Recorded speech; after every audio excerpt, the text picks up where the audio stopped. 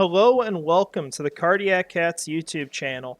I'm your host, Jacob Shorba, and today we're going to have a big topic to discuss and one that I wanted to make sure we got out before the season started, where we're really just going to sit down and we're going to look at all the different moves Jacksonville made this year, and we're going to talk about every single one of them, or at least mention them, give them grades, and just kind of recap a big offseason for the team.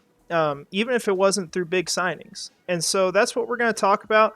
I'm excited to get into that. And so that is our plan today. I just want to let you guys know, though, this will be a longer video. So plan for that.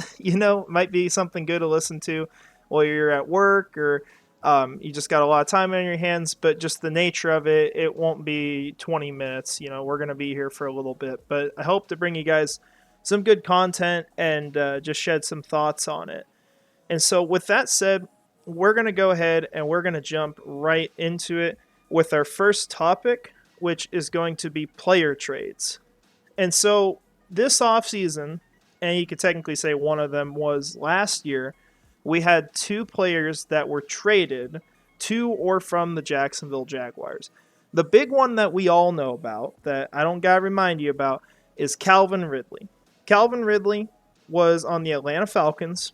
He was suspended for gambling while he was away from the team. It was, maybe not everyone agrees, but it was a pretty wild suspension. When you look at things that other players got, like Deshaun Watson, for much larger issues, it was a much shorter suspension, and the nature of how they dealt with that especially, compared to what happened to Ridley while he was away from the team. I think it was pretty ridiculous for the scenario he was in and how long he was suspended.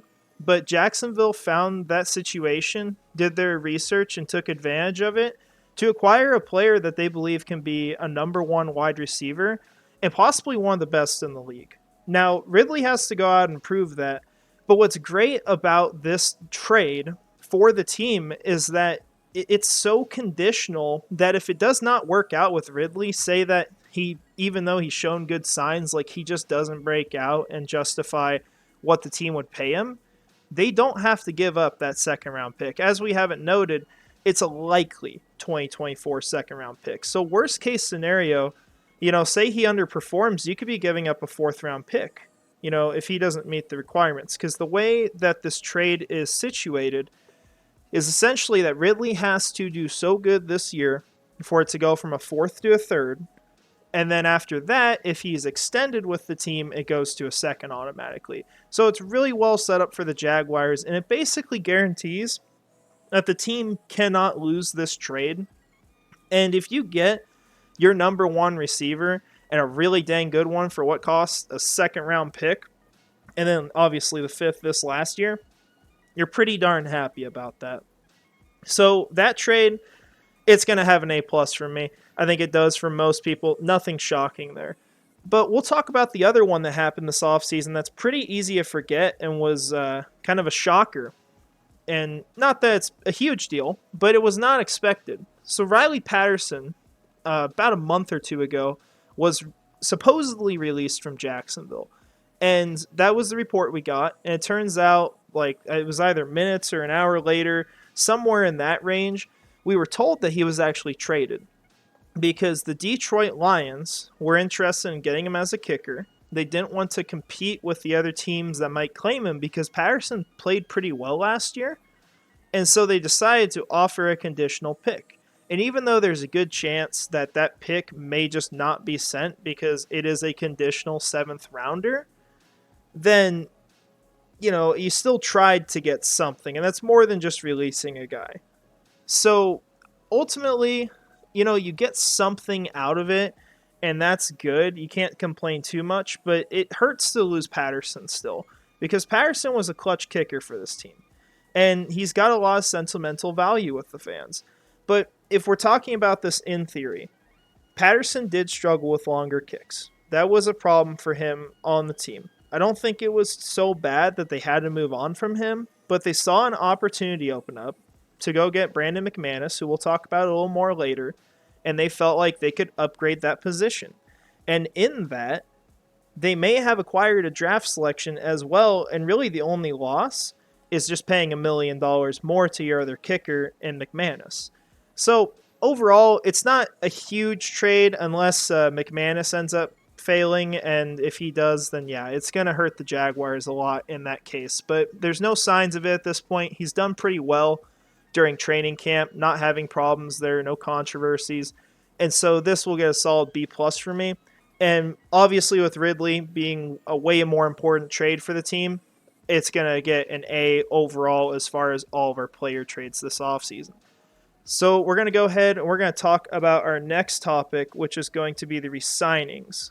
So there were 6 players that were going to hit free agency this year that the Jaguars, either before or after they hit free agency, ended up bringing back to the team. Now, the most recent of all of these, the first one we're going to talk about, was DeJuan Smoot. And if you look back at last year, you can make an argument that Smoot was the most productive pass rusher in sacks for the Jaguars. He was leading the team, I believe, at one point, or he was pretty much tied with Josh Allen. And if you're just looking at that statistic, that's really impressive for Smoot. However, there is more context because Josh Allen does a lot of things that don't show up on the stat sheet. He gets pressures. He was one of the best in the league at that last year. You can look back at plays such as against Baltimore, where Lamar Jackson's trying to roll out and run in for a touchdown. He can't do it because Josh Allen's all over him, and he ends up throwing it away.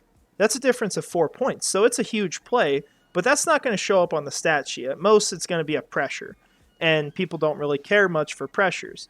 So Smoot's missing those stats compared to Josh Allen, but he's still an extremely productive sole pass rusher that you love to have back on the team. And unfortunately, last year, his season ended in really bad fashion. It was at the end of the game against New York. The game was over, and he ended up tearing his Achilles and going down.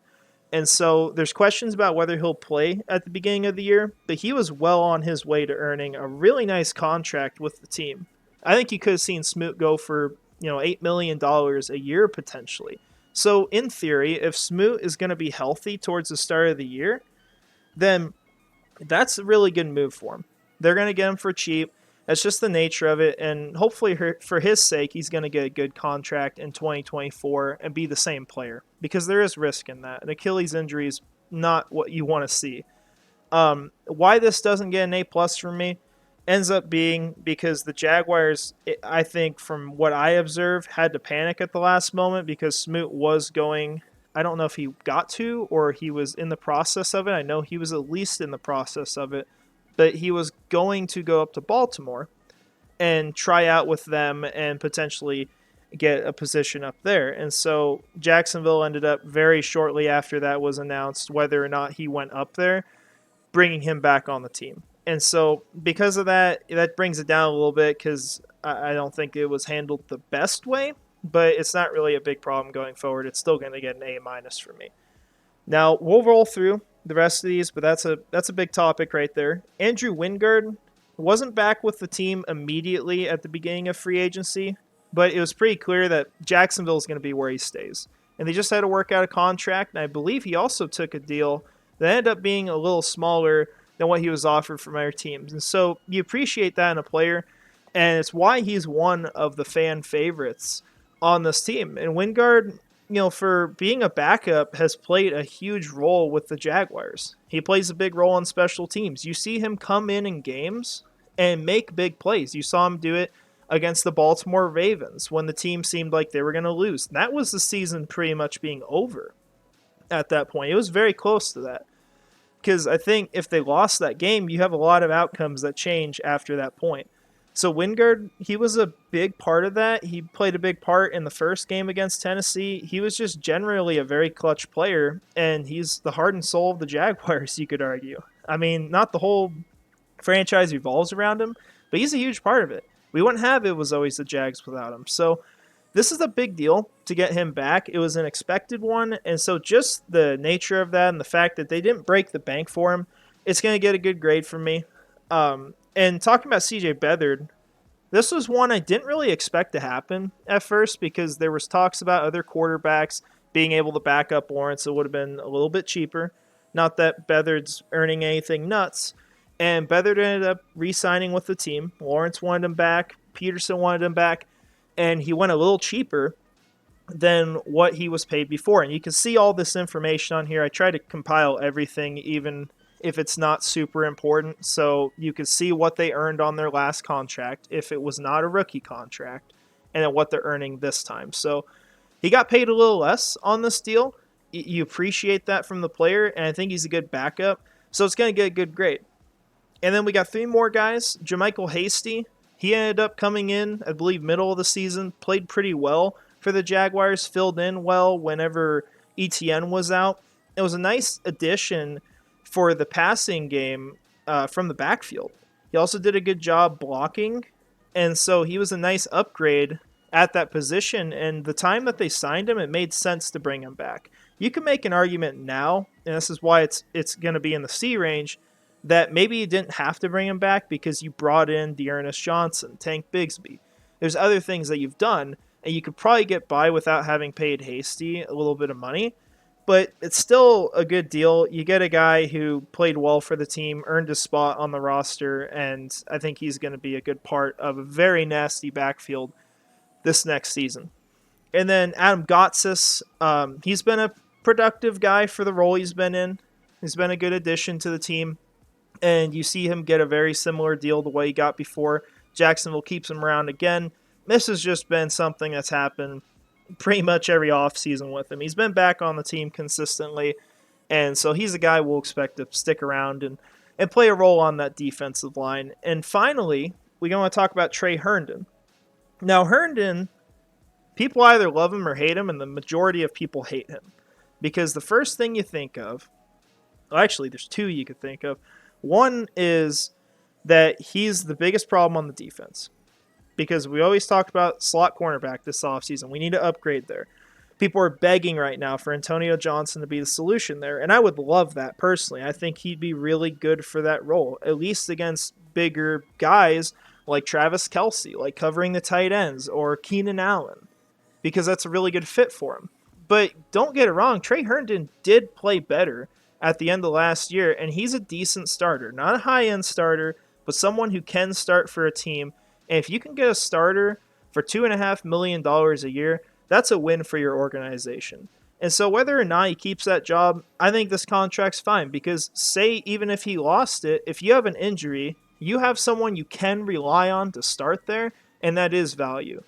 Now, the other thing people might not like him for, he was the guy who replaced Ramsey back in the day. Whenever Ramsey left the team, Herndon was the guy who filled in. People trashed him because of that, and so he's just generally had a bad rap with a lot of the fans.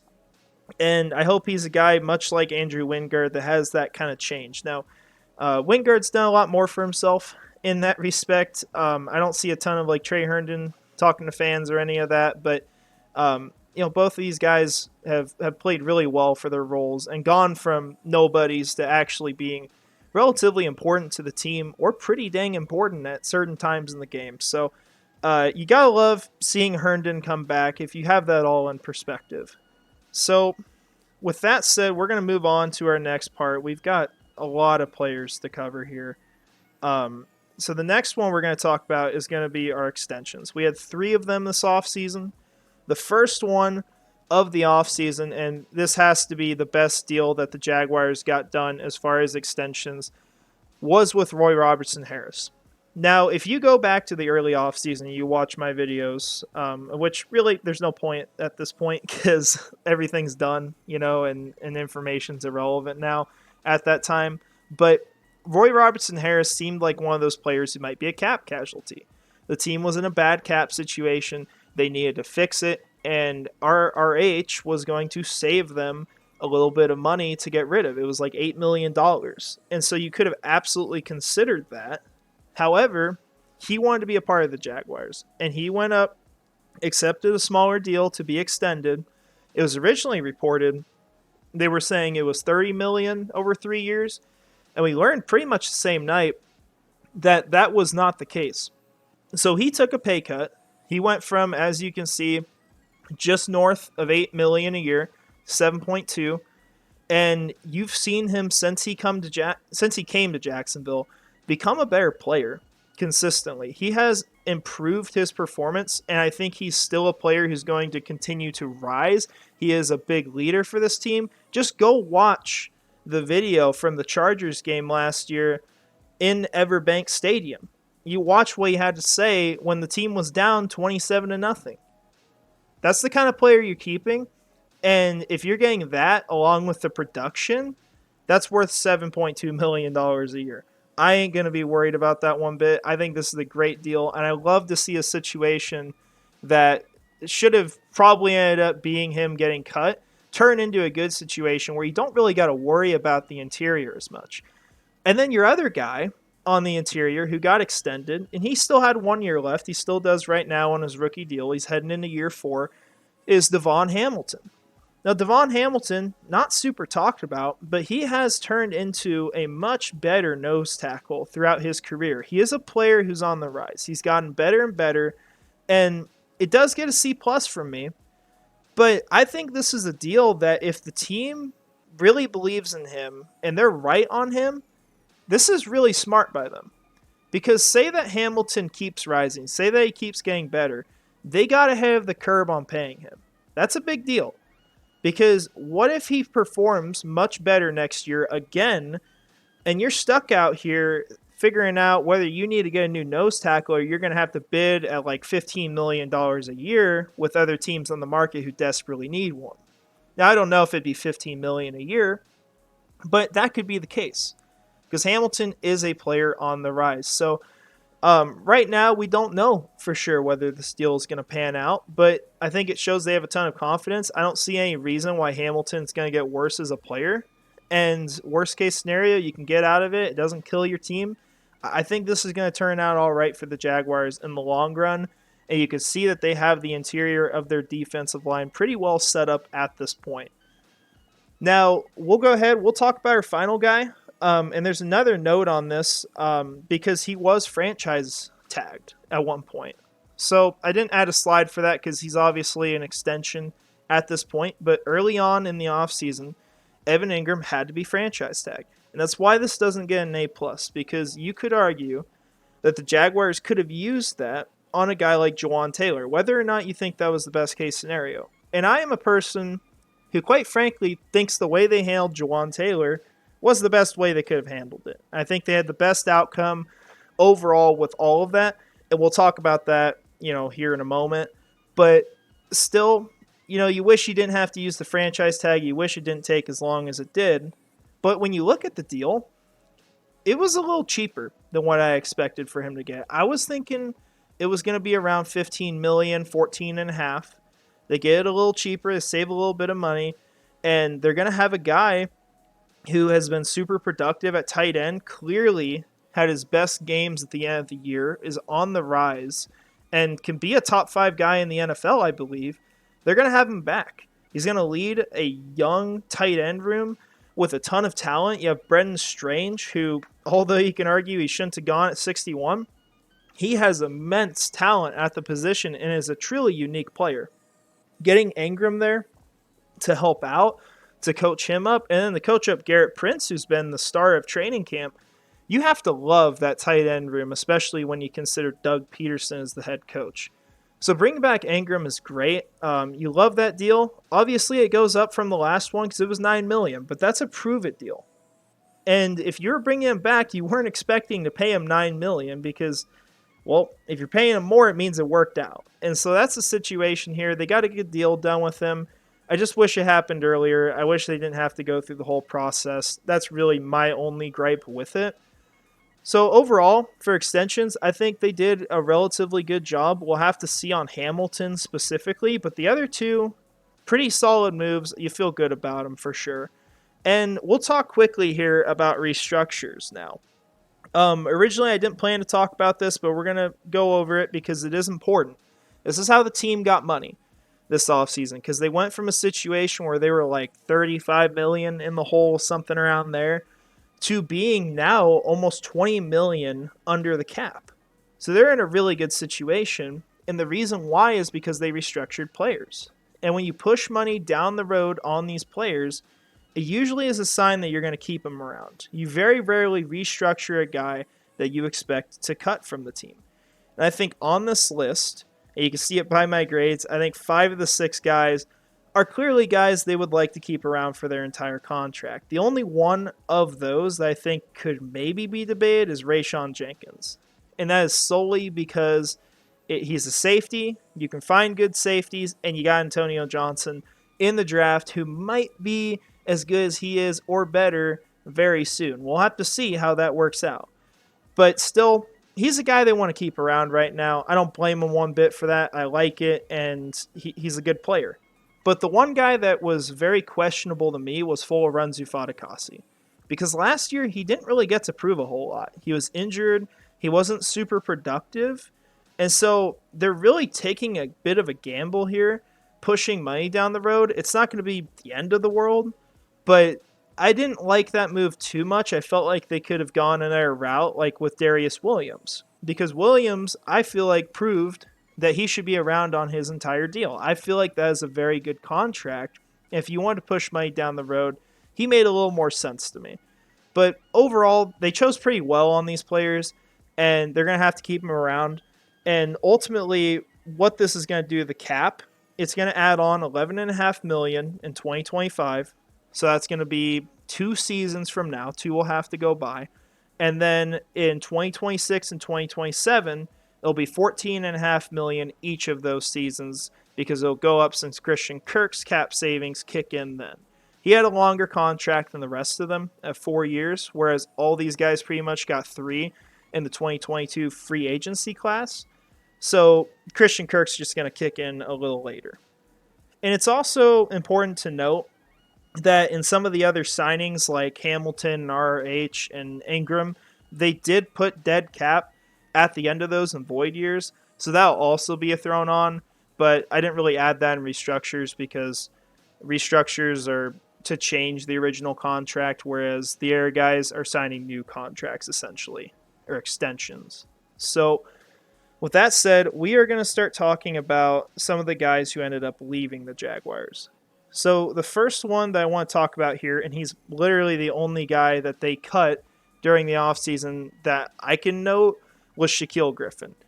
And it was a really confusing situation with Griffin last year because you felt like going into the year, he was a really big leader on the team. He was relatively productive. He obviously had problems getting an interception in 2022, but you still felt like he could be a better player, and he was going to perform much better for the Jaguars and start to earn that contract. He really, going into the year, wasn't a guy I even considered being a cap casualty at the end of the season. However, you can make a very, very strong argument that the Week 1 loss to the Commanders can be put on his shoulders. I hate to say that, but you can watch a video of the Commanders wide receivers talking to each other on the sidelines about how they were going to take advantage of him, and they sure as heck did on the field right at the last second to win that game. So I didn't like that, and he didn't play that great after. He had injury concerns, I think, with his back or something. It took him out the rest of the year, and I don't think Jacksonville had a huge reason to bring him back, especially, you see it on the picture here, when he played against Alec Pierce. It happened again. Guy took advantage of him, put them back in the game. The Colts ended up winning in Week 6.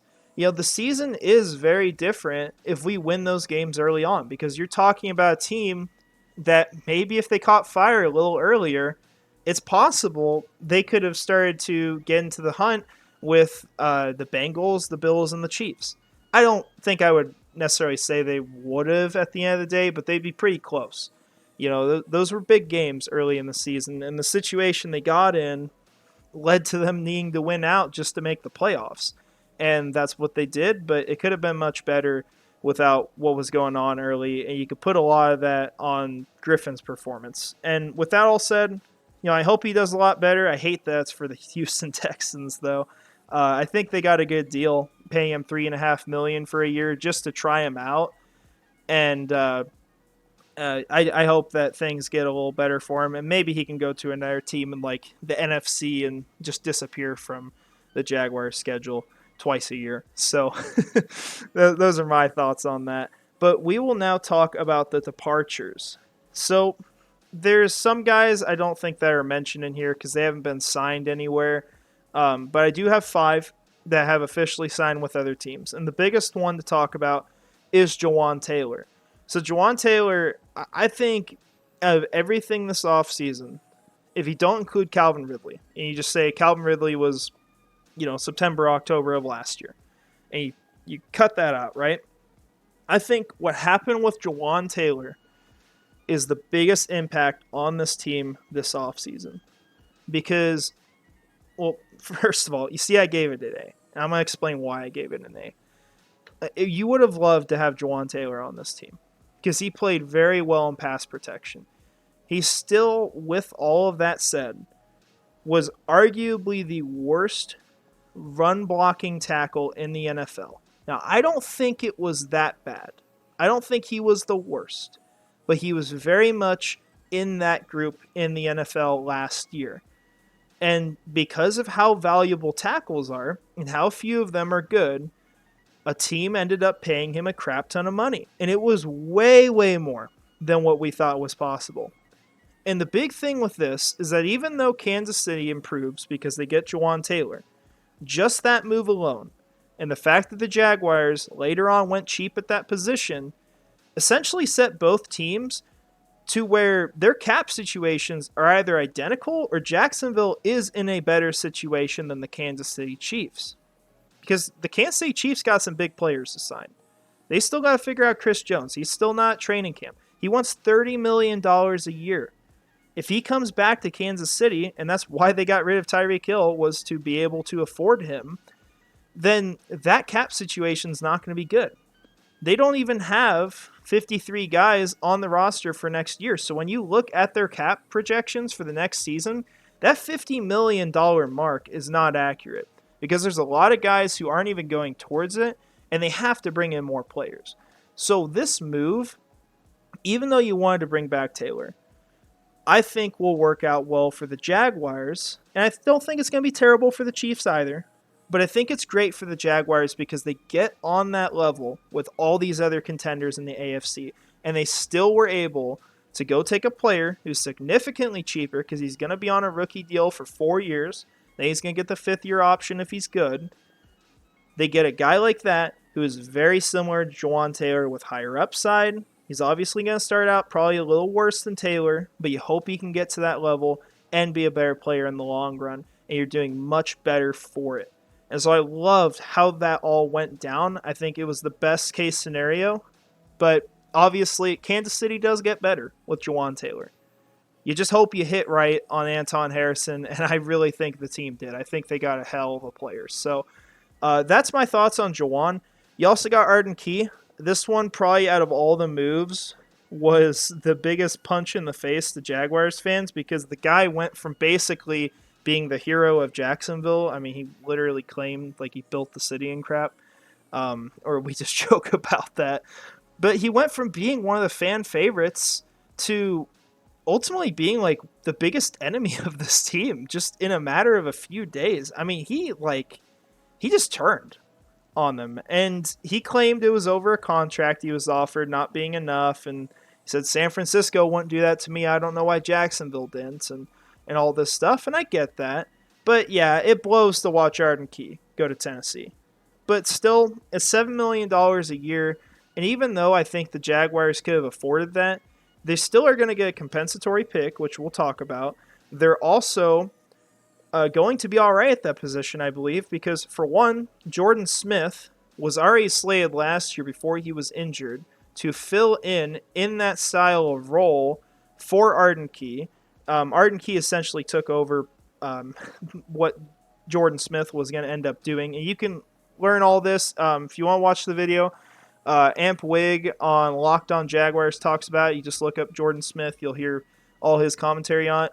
But originally, Jordan Smith was going to have half the role Arden Key had last year. So he's going to be back. Dewan Smoot's going to be healthy again. Hopefully playoff time, and he's going to be healthy way before that in the regular season. So you have those upgrades. You got Yasir Abdullah. You got Tyler Lacey. There are players who have come back or been brought into this team that very much should make up for what Arden Key did. You just hate that you got to play him twice a year, But man, it would feel good if he got pancaked every single game. I'm hoping for it. Then we got 3 other guys. I'm going to really note one specifically. But Chris Manhertz ended up leaving, going to Denver. I gave it a B because I felt like even though he was a valuable player, he wasn't really a great fit in Doug Peterson's offense because he's not a great receiver at tight end. He's a really good blocker. And so it's a one-dimensional player. He brings something good to that aspect of the game, but your offense becomes more predictable. You want guys who are more balanced that can do all those roles, and Peterson already leans more to the receiving tight ends, to the guys who are very capable. And so it made sense for them to go in their direction. They ultimately did that with Brendan Strange. They did it. Now, really, I think they're going to do it with Garrett Prince, because I think he's going to make the roster. And you still have Luke Farrell, who should make the roster as well, who's performed pretty well as a blocker. So it made sense to move on. You still lost a decent player, especially for what he was paid there. But that's just the case here. Dan Arnold, another thing, same conversation really at tight end. The only reason I give it a lower grade is because he was paid basically the veteran minimum. And I think that Jacksonville could have just brought him back for that and at least add competition. But it's not a killer move. It's not the end of the world. But the one I gave a low grade. And regardless of the severity of it or how big of a deal it is, because obviously, like, if we're talking about how, like, we handle Juwan Taylor, like a tackle, compared to someone who would have been a possession receiver in the end zone this year, the tackle is more important, right? But as far as in the context of the player, I think what happened with Marvin Jones and him going to Detroit and the deal he got there and the impact he had last year, I don't think this is good for the Jaguars. In the context of what it is. It's not the end of the world, right? You got Calvin Ridley. He's a much better receiver, and he brings a lot of what Marvin Jones does. But my thoughts on it are you have 18-something million available right now. You could bring back a player like Marvin Jones, who was great on contested catches, just bringing the ball in, on a team that struggled with drops, really just for the last few years. And even though he may not start, and he's not going to start in Detroit from what we know, I mean, why not have him still stay on the team, come in once in a while, and be a red zone specialist? Because this team did struggle in the red zone. He was a reliable target for Trevor Lawrence every single year that Lawrence has been here. And so I think this is a big loss for the Jaguars in that regard. They may not miss it too much with Calvin Ridley, but if you're paying him $3 million a year for that role, I think that's still really good for the team, especially with him being in the system and him also, if a receiver goes down, providing you a solid backup that you feel like can be a good starter for the team. So that's why I'm not a fan of that. I nearly gave it an F. Maybe the excuse is I don't have another color that's worse than red, but you get the point. I just didn't like that. It's probably out of everything this offseason the move I liked the least when you take out the context of how important the move is. So with that said, we are going to move forward now, and we're going to talk about the guys that Jacksonville brought in this offseason. So not really a whole lot here.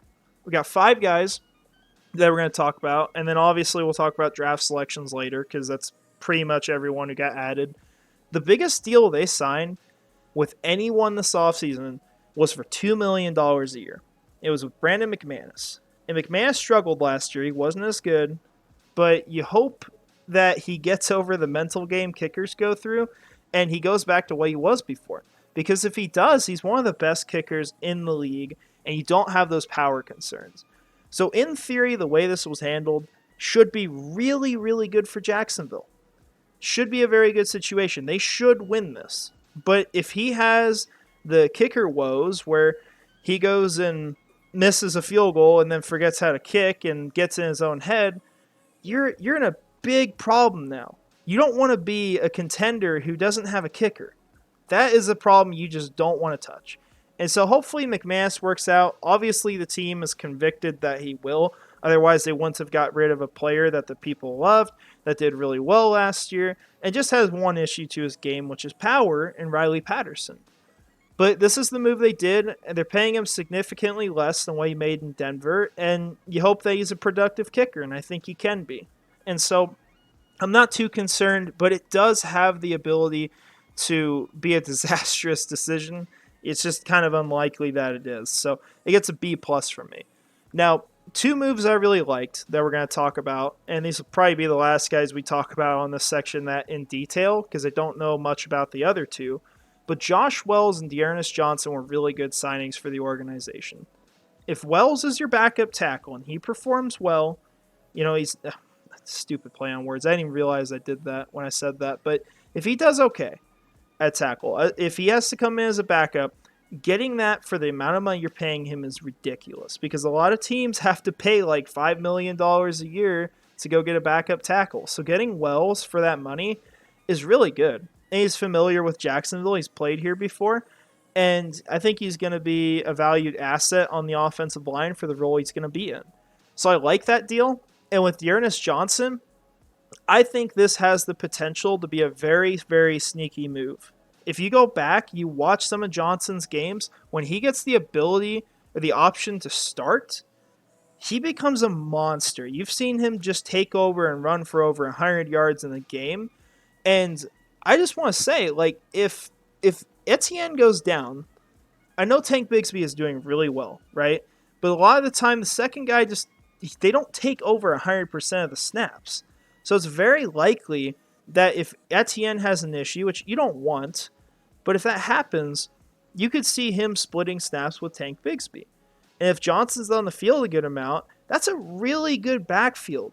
Like, you're still going to be very productive. Now, your fantasy team's screwed, if you had Etienne, and I'm so sorry for you if that's the case. Might be the case for me again this year. But you still have a really good backfield. And so I like that move because you spend nothing on it. So I think it's good for the organization. Can't complain about it. It gets an A+ from me. Now, with Dogby and Mondu, I really don't have much to say because I don't know much on the guys. And I think these are more so guys who are supposed to just add depth to the roster and try to compete for a spot. I don't know if they're going to get a spot on the team, though. I think one of them will, but probably one of them is going to be on a practice squad or heading to another organization. If you just go look at the history, I know at least for one of them, I think it was Dogby, they ended up getting cut, re-signed, like constantly last year. And so I don't have high expectations, but obviously I'd hope I'm wrong. I have no reason to root against them. But that's just my thoughts on it, and they're pretty limited. So now we're going to get into the draft side of this, and we're going to finish up with that. So we're going to start first by talking about this next draft that's going to be next year and what the Jaguars got out of this. Now, it has been a very long time since Jacksonville got any compensatory picks for free agents leaving their team. This is the first offseason that has happened, I think, in like a decade plus or so. It has been a very long time. Might be before Shad Khan was ever the owner of the Jaguars. But how this works is compensatory picks are essentially given out to the teams who lost were deemed the most valuable players. So it's usually based around age and the amount of money they get. So since Jawan Taylor got a mega deal with Kansas City, got paid way more than people thought, and he is a player coming off of his rookie contract, he was the first compensatory pick this year, and it is finalized. So the Jaguars have that pick for sure. There's nothing that can take it from them unless some penalty did it. I don't even think they take compensatory picks in those anyway. So Jacksonville is guaranteed to have these picks or something around them. I could be off on the number, like 1 or 2, but this is where they should be. So Jawan Taylor is your biggest compensatory pick. The only way you could have lost them before is if you went and spent in free agency, which is a big reason, I think, why the Jaguars didn't make any moves. Because if they did, you could be saying goodbye to the Jawan Taylor pick, and that is a third rounder. You can get a very valuable player there. So I think this is really good for Jacksonville. They're going to be having the 96th pick right now, if we're guessing where that's going to be, because the Dolphins, for one, we know they lost a pick in this next draft. It's their third rounder. The last pick of the third round is usually 96, so Jacksonville would have been at 97 because they'd be leading the compensatory picks. But obviously, since Dolphins don't pick, it'll be the 96th overall selection. So A+. I mean, you love that you got the first compensatory pick. That is great for the Jaguars and something they need to keep doing. And you hope they start getting them for coaches. Because when Press Taylor ends up being a coach or Mike Caldwell ends up being a coach, they're going to get something out of it most likely. So that stuff's going to start happening for the team. And there will be some you don't want to go watch leave, over a third rounder. But still, this is how good organizations stay good. You watch it with the 49ers. And so I love it with Taylor. Arden Key, this one I gave a C because I was hoping that someone was going to pay him a little higher. And there were talks about him going for $9 or $10 million originally. But nevertheless, he went for $7 million and ultimately didn't break through into that 5th round range. And I think if Jacksonville got a 5th rounder out of this, there's a chance that they go get a sneaky player there. Look at Antonio Johnson this last year. You can get guys at that point of the draft that are going to be productive at a point for the team. And so that would have been nice, but they get a 6th rounder. It's something, you're happy with that, but you wish it was more. And then Marvin Jones, I gave it a C+ just because I did not think the team was going to get a compensatory pick for Marvin Jones. That was very, very unlikely to me because he's an older player and he only got paid $3 million. But nevertheless, they got a compensatory pick out of him. My only bummer out of it is that it wasn't the Mr. Irrelevant pick because they're second to last in the draft with 254. 255, I can't remember who it went to. I want to say the Saints, but I might be wrong. But they're going to be picking last. It's unfortunate, but it doesn't really matter at the end of the day. So we will go ahead and get into some of the draft selections here. So get my screen pulled up for that. I don't have grades on every single one. The reason why is because we already did grades after the draft and we talked about all these selections. And so I just want to talk in general about them. I think that's going to be a little better. I gave the Jaguars for their draft selections a B. And the reason why it's not an A is because I think there were multiple opportunities to go get a player that was falling down the board that they didn't take advantage of. Now, they ultimately did on a couple guys later in the draft, and you got to love moves like Antonio Johnson and Parker Washington, who we'll talk about. But there were opportunities like in the 2nd round to go get a guy like Osiris Torrance, who should have been a plug-and-play offensive guard and been a really nice asset for the offensive line. You imagine a team that picks him up, you don't have any offensive line issues this year unless your whole line gets injured. That's really the only way it happens. So there were bummers like that. Clark Phillips was in there one. I was hoping they'd get him in, say, the 3rd round. They didn't do that. Xavier Hutchinson was a player I was high on. They didn't pick him up. There were just opportunities that they didn't go after. But still, I gave him a B because there's a lot of moves I really like. And the first one I love, and we talked about it a bit with Jawan Taylor, was the pick of Anton Harrison. Now, I had no idea this pick was coming. I was shocked when I was at the draft and I heard Anton Harrison's name called. Wasn't mad. I was just shocked. But I love it because I think, for one, Harrison, out of all the tackles, was one of the higher upside guys, and he was a sneaky pick. And he has a higher floor than most people think. He also is a really good fit for the offense because he's very agile, he moves fast, and if you look at the way he plays, he's very similar to Jawan Taylor. Now, what you hope is different with him is that he is a better run blocker. And I think that Anton Harrison absolutely has the ability to do that. I think right out of the gates, he's going to be better at that job than what Jawan Taylor was last year. So I'm excited with that addition, and the biggest thing, too, is that the Bengals, although they have a very expensive tackle now in Orlando Brown, and they also have Jonah Williams, who I think is going to be coming up on a new contract soon, and Kansas City, who used to talk about the same thing. They're paying guys money. They have people at those positions, but both of those teams, if Anton Harrison was there, I believe would have wanted to go draft him so they could have got younger at the position. That is better for your team because that's a very expensive position. And I love the fact that the Jaguars not only got Anton Harrison, and stole him from both of those teams. I use steal because I think they were going to target him. It's all speculation. But not only that, but they did it while trading back 2 times. And we're going to talk about in the draft trades why I think that trade with the Giants was the best trade ever in a draft that I've seen, as far as what Jacksonville has ever done. But talking about other picks, you get a lot of complimentary guys, and you get a lot of special teams guys. But these are people who are going to be able to fill in. They're going to be in a really good role because they're not going to be forced to start, and they're going to learn behind experienced veterans. And I think at some point they're going to be very good players. Brenton Strange is going to be walking into a great situation.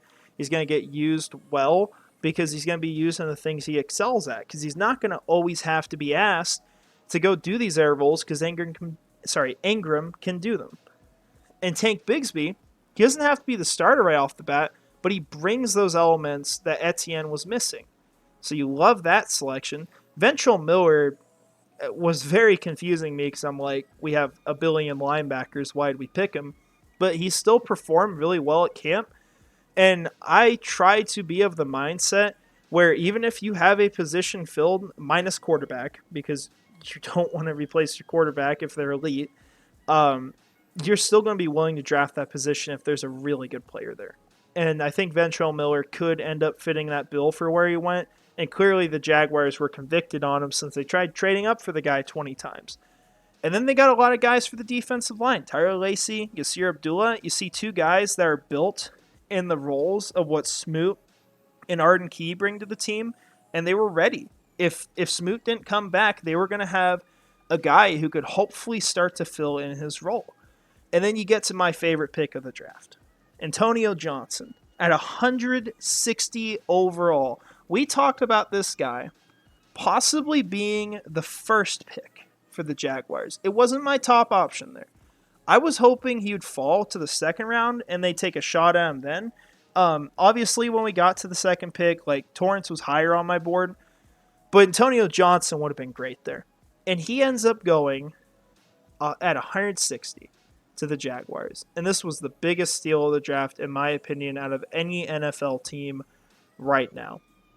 I think he brings in exactly what you're missing at nickel corner. Whether or not he starts all those snaps, I think he's got to be on the field when you're playing against tight ends, when you're playing against big slots. I hope he gets that opportunity, and even if he doesn't, I believe that Antonio Johnson can eventually be the starter at safety, whichever role he's in. I believe in him as a player. I think he's a great addition. I think he's got his head on straight, and I think he's going to succeed in this defense. I think he's going to be very good. So it's just a matter of time. It's when he's going to start, when he's going to get his opportunities, and where he's going to end up playing long term. I think the Jaguars prefer that to be safety, but they might have to learn, I don't know if they will, but they might have to, that he's probably a bit better as a slot cornerback, specifically against those bigger guys that Jacksonville specifically struggled against last year. Then Parker Washington. Wasn't my top receiver on the board at the point, but he was very high on my board. He is a fun player to watch. Now, there are some issues you find with him. I haven't seen him at camp, but the biggest thing I noticed during the draft process was it seemed like it took the guy an eternity to get up to full speed. Like, if his acceleration was on Madden, which it will be this year, I just don't know what it is. I always felt like it'd be like a 50. It always felt like he had to get wound up for every play. But I could be wrong on that. And when you watch his ability to come down with contested catches and reach out his hands, even though he's a small guy, he sure as heck does not act like it. He plays like he has all the size in the world. And I think he's going to be a fantastic addition as a gadget player this first year. And maybe at a point, and I don't want to bank on this, especially because I really like Christian Kirk and I hope he sticks around with the Jaguars for a long time. But if you had to, it's possible you could develop Washington for a few years and he becomes a good starter for the team. And if he starts, it's going to be in the slot. I don't think he's an outside player. He doesn't really have the size for it, even if he plays bigger than what he is. But he's a good slot receiver, and he's a good backup for that position. So you have a lot of nice gadgets on offense. They add a lot there.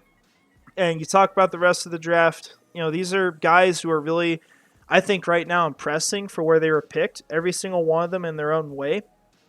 And although they may not start, they are really good depth for this team for where they were picked. And I think they're proving to everyone that they might have been worth the selections there. So hopefully that ends up being the case, but obviously some time's got to go by, and we're going to get the final verdict whenever their rookie contracts are over. So let's talk finally about draft trades. And this is my last topic before we just review the whole thing. We had 3 draft trades this year. The first one was with the Giants. And I would have wrote more pluses on here, but I didn't do it because I felt like I needed to keep everything in unison, just keep it to one. But this trade was fantastic. They got 2 extra selections out of it. They went and got 25. It was only a pick later. The only player that went off the board was Deonte Banks. Now, I liked Banks before the draft. I thought he would be a good fit for Jacksonville. But Branch was still higher on my board at that point. They didn't lose anyone that I would have preferred to pick. So that in itself is good. But the huge reason why I think this trade is so good is because they ended up getting 160, which is where they picked Antonio Johnson. I have no clue why it took him to 160 to think that Johnson was worth selecting, but they still got him, okay? And I'm happy about that, and I think he's going to prove that he was worth that selection. But this is a really good trade because the way I look at it is you got a pick that was 1 pick later, you still had your selection of all the guys you wanted, and you got someone who should have been a second rounder and another pick in addition, where I think they got Derek Parrish there. So hopefully a fun player at fullback and some other positions for the team. So that's a fantastic trade. No complaints there. And the trade with the Bills, I think it's a good trade. I gave it an A. I did not give it the plus because it's possible you could regret giving the Bills Dalton Kincaid. I think he's a great tight end. He was my favorite prospect in the draft for a while. I think he was 13th on my big board whenever we got to the end of the process. He's a very good player. But you still got an extra pick. You went and got another player. I think it was Tyler Lacey at that point. And he might end up being a rotational guy at some point for this team. So you still got your planned selection. You just gave up on a pick of a player that clearly the Jaguars didn't want. I mean, they negotiated with the general manager, basically told them to tell them who they were getting.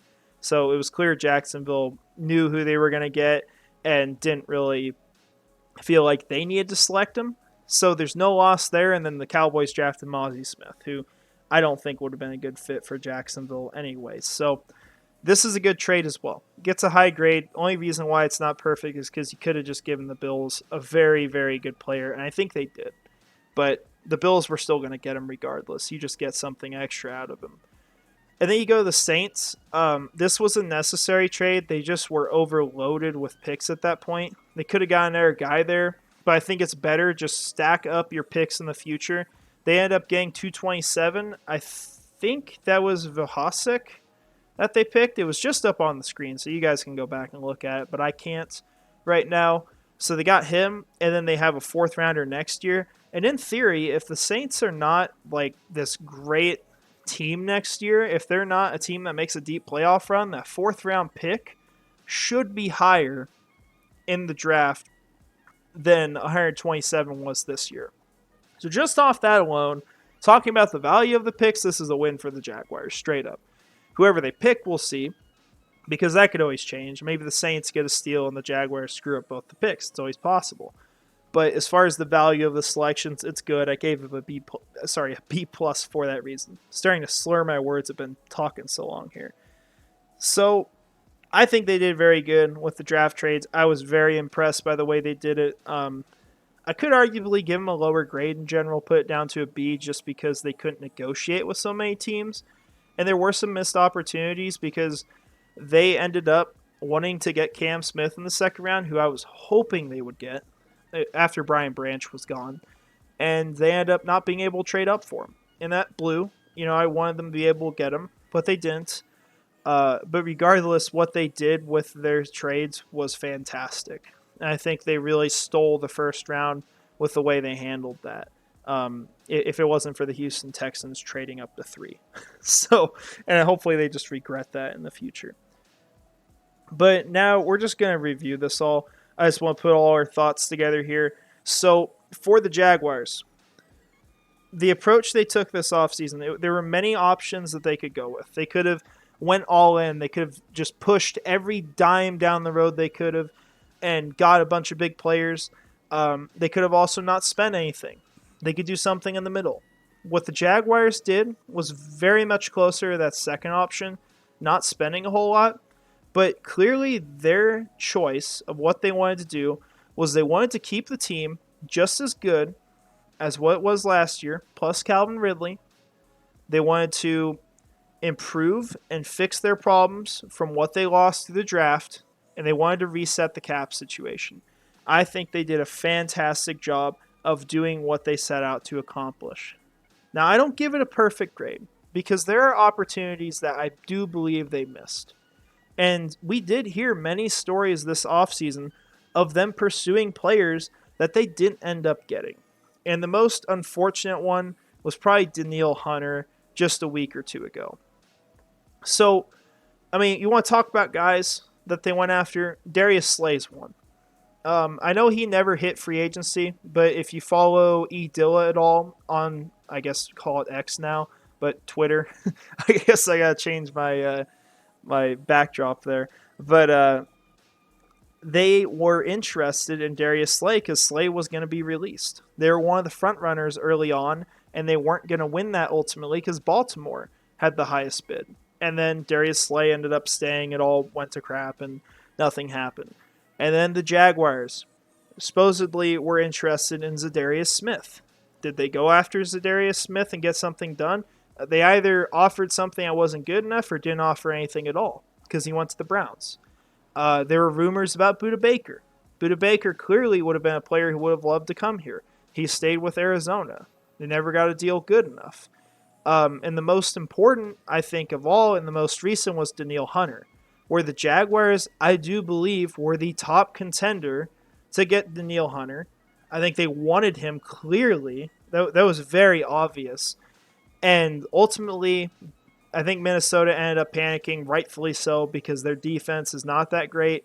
They had to bring back a player who was really good, and they ended up doing that and paying him what he's worth. So I wish Jacksonville got that done, but they didn't. And it's okay, but that's just the situation they were in. So there's a part of that is kind of disappointing, but it does show that Jacksonville is willing to go make a big move if they believe it will be worth it. They're not of the opinion that they have to. They don't feel like they have to go sign like a Chris Jones if he hits the trade block to win a Super Bowl. They have a team that's good enough right now. And the goal of this offseason was to set it up for that in the long-term future and in the short term as well. You don't want to throw away the immediate future with the Lawrence contract that's going to be very cheap for the next few years. And I think they balanced it really well because the team fixed many of the issues that were created by releases and departures, but they also got better, and they got better depth now too. So if you have injuries, it's not as bad as it was last year. You're in a much better situation. You're going to be much more competitive. You have your massive addition in Calvin Ridley, and this team essentially can go as high as the moon this year. They could be the best team in the AFC, and if we're talking about looking big for the Jaguars' future, I want you guys to think about where the Chiefs were heading into this last offseason. They had a really good cap situation at the end of the year. They won the Super Bowl. Everything looked great for them, and it still looks great. Now, one of those things has changed. Their cap situation is not nearly as good as it was because they went and spent a bunch of money. They spent $29 million a year on tackles. One of them's only for a year, but they did that. They did other big additions like Charles Omenihu, and so with all that done, their situation's much different. But Kansas City and where they're at least going into the offseason, is where Jacksonville could be at the end of this season if everything goes right. The Jaguars have a good enough team to go win a Super Bowl. They have the pieces they need. They retained all of them. And if they go out and they win the Super Bowl this year, and even if not, they're going to be able to bring everyone back. They are projected right now to have probably $38.7 million in cap space next year. Now, that projects what the cap is going to be, but that's a lot of money.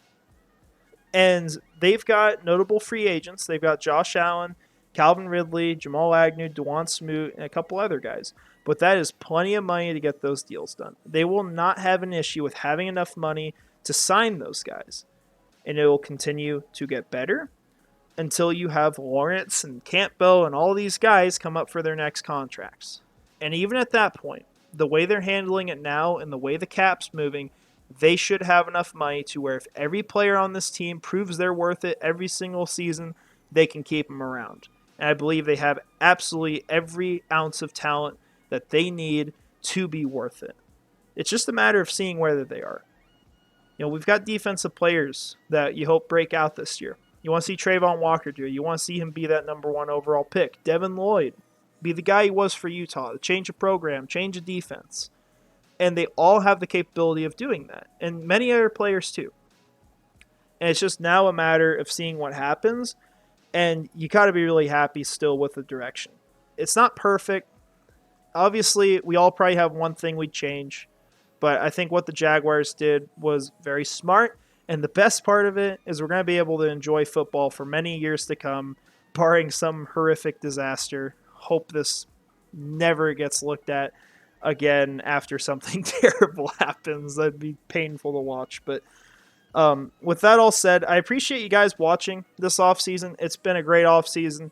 I've had to take a break here recently just until football starts to get rejuvenated. It is right around the corner now. Already having to get ready for fantasy, get ready for trips and all that.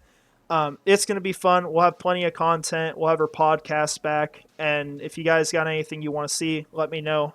But we're super excited. And I appreciate you guys for joining on this episode and for joining on anything else you do. I hope you have a great rest of your day. And finally, and most importantly, go Jags.